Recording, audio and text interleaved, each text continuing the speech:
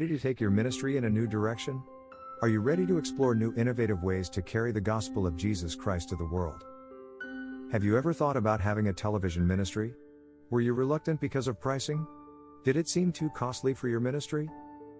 If I told you that television is affordable, and that there is a solution within your budget, would you be interested? There is an affordable solution for your ministry. It's Clarity IBN. Clarity is an affordable option for you to be on television.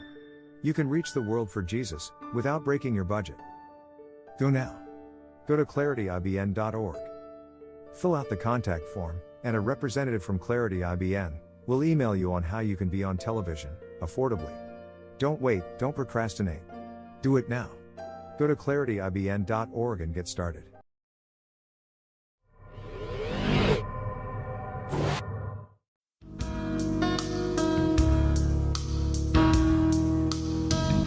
A moment of truth opened up my eyes. A moment of truth.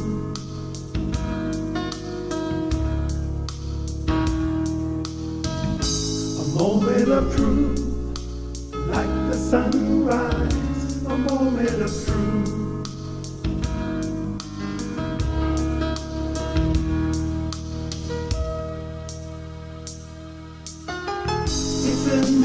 It's a day, the world has made me new.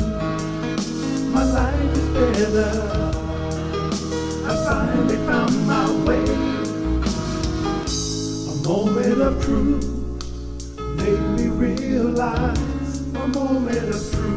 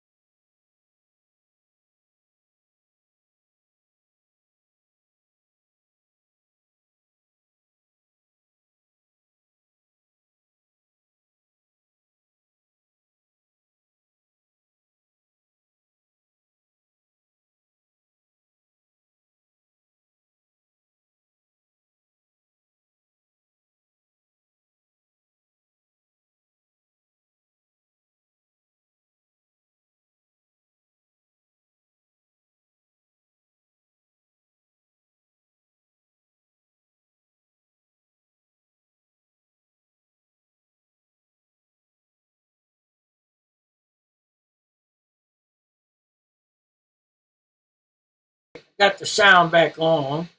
Something is wrong though with my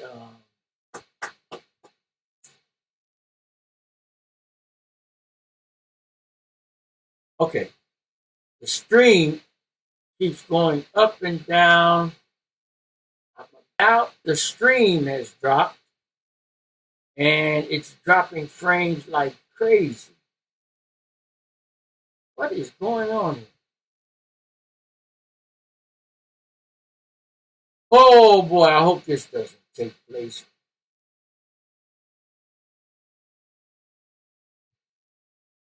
Well, I'm losing signal. Let me see if it's playing on who is this? Okay, all right. She says okay. She can hear me now. Okay, all right. Well, today something interesting took place. I was checking my phone and I got a message uh, to me personally on Facebook, and they were asking my opinion about this DMX. DMX's estate, how a judge has ruled regarding his fiance, and she's also known as his common law wife for 8 years. And so the question uh, was it fair, the decision that the judge made regarding her right or lack of right, good evening, sir, to make a claim on his estate as his wife. Now, here is the thing. We're studying, and Solomon is telling us about, dealing with issues and how having these affairs outside of marriage and doing things outside of the covering of marriage, and how damaging it can be. Well, this is one of those situations. This young lady has she was with DMX for 8 years, considered his common law wife, and they even made the point that having papers or, going about it the traditional way didn't matter. But now that he has died, she has petitioned the court to make a claim on his estate as his wife because she was considered common law, but they were engaged but never got married.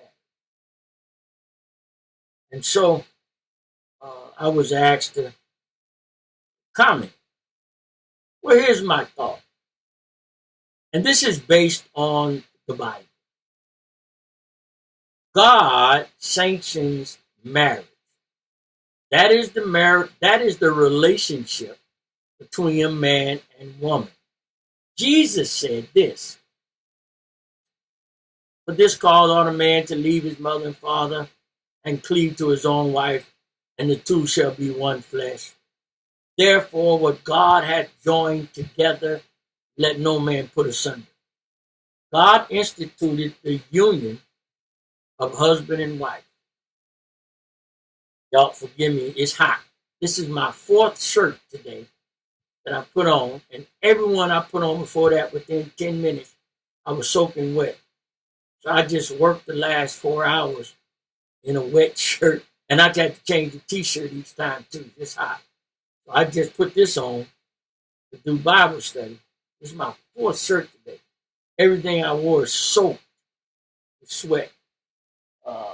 And this one now is starting to get wet, but we'll get through it. But Jesus said, so therefore what God has joined together, let no man put asunder. God sanctions marriage between a man and a woman. God does not sanction same sex. God didn't sanction common law. God didn't sanction we can do this later. We just gonna fake it till we make it. Those are not the things that God sanctioned. According to the Bible, man and a woman must be married. And that is the only bond and union that God blesses. Okay. Now, he had 11 children. He had one with this young lady. Now, his estate is being, his relatives are going after his estate and making claims. Now, the children, of course, have a right by birth, but some of these other folks, got glare when I hold my head up. But some of these other folks, who are just making claims because they long lost relatives, or well. And here's the other thing: he didn't have a will, he didn't have a trust. I'm encouraging you all. We have to get our affairs in order. We shouldn't be leaving this to chance. And young ladies, women, why would you give all of the benefits and perform all of the duties of a wife and you're not the wife? And men, why do you rob these women of their life and you impregnate them and then leave them alone and dishonored when you don't marry them? And their only claim is that they were common law because they lived together for a certain number of years. Bible doesn't sanction that. Now, we do this, they call it shacking up. That is not a biblical principle. Neither is it accepted in the eyes of God. So, you see stuff like this, and of course, everybody is going on this sentimental kick. Well, she took care of him at the worst part of his life, and she was there for 8 years, and all that she did. Well, see, that's neither here nor there. Or as one content writer says in her skits, that's irrelevant.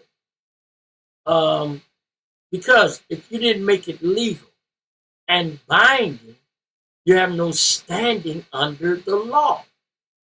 If you look at society now, more people are shying away from marriage than they are seeking to be married.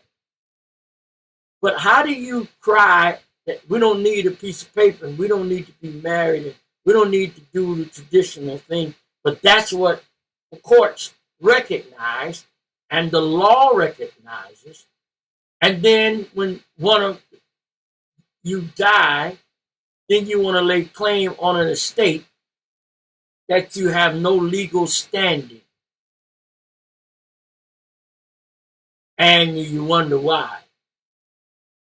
So the judge ruled that she could not make any claims on the estate, neither could she pursue it as his spouse because they were never married. It's like the people who live in inherited land that don't have a deed in their name. I was watching a documentary about that a few days ago. My wife and I were watching it, and these people couldn't get help from FEMA because they couldn't prove ownership of the land because the land had been inherited from their ancestors, and there were 2 or 3 generations from the last person whose name was on the deed who was deceased. And so, they couldn't get, FEMA would not give them funds to help them to recover from the hurricane. And this one was from, I think it was Katrina or Hugo. It's been a while. But the point is that they couldn't get help from FEMA because they couldn't prove ownership of the land because they didn't have a deed in their name. This woman cannot prove a right to DMX's estate simply because she lived with him, simply because she played the role of a wife, simply because she even birthed a child for him. All of this may be, well and fine, but there were some on the post who felt like that was cold. She should have been allowed. They thought the judge was wrong. Well, I think the judge was absolutely correct because remember, the judge is not subject to sentiment. The judge is bound to uphold the law. And the law doesn't allow for that. Now, you have people who are uh, doing things together as couples and not getting married, and uh, one's purchasing property in their own name, the other is buying something else in their name. And then when one of them passes away because they help to pay for the item, they think they should have rights to it, but they didn't go about it properly or legally. And for whatever reason, they didn't have things documented properly. It's causing a problem for them.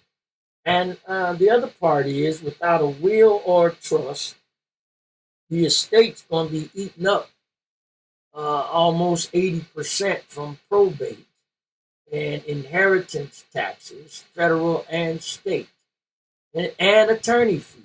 By the time you get through probating, the majority of the estate is not even benefiting the one who's determined to be the rightful heir because of all the fees and inheritance tax. Now, there's a way to avoid that. And unfortunately, most of us don't think about that until after the fact. We don't plan because we don't think people are going to die when they die. We always think we have time. And we think that it's going to magically extend for us and that we're not going to be left out. Yeah. All right. I don't have a plug near me. And my laptop is saying I'm down to 18%. All right. Oh, no, 13%.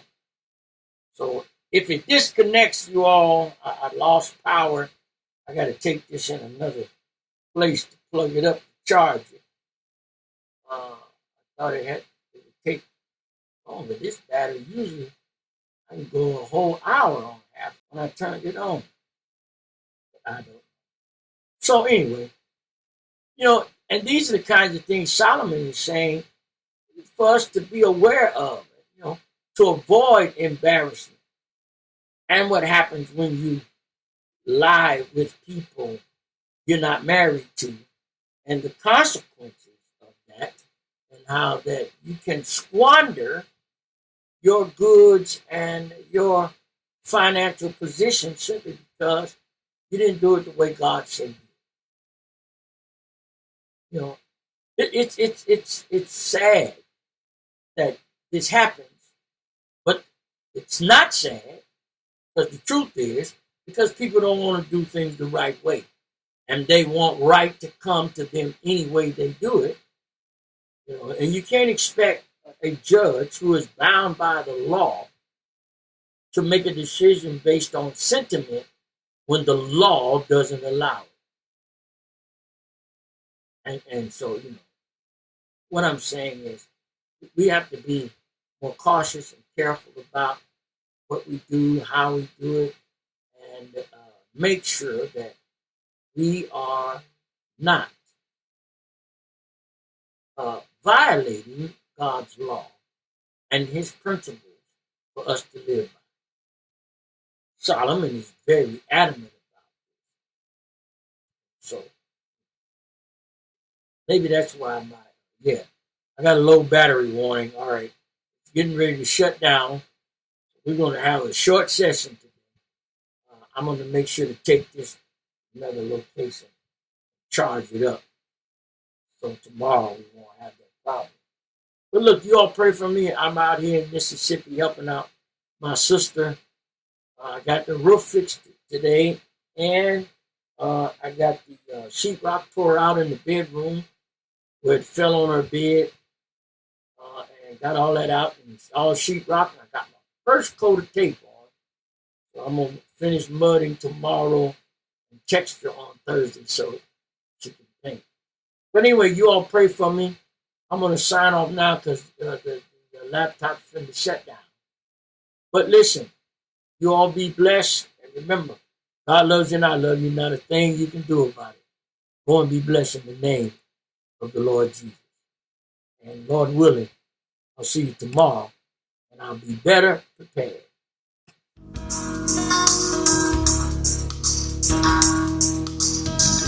I'm going up to open up my eyes. I'm going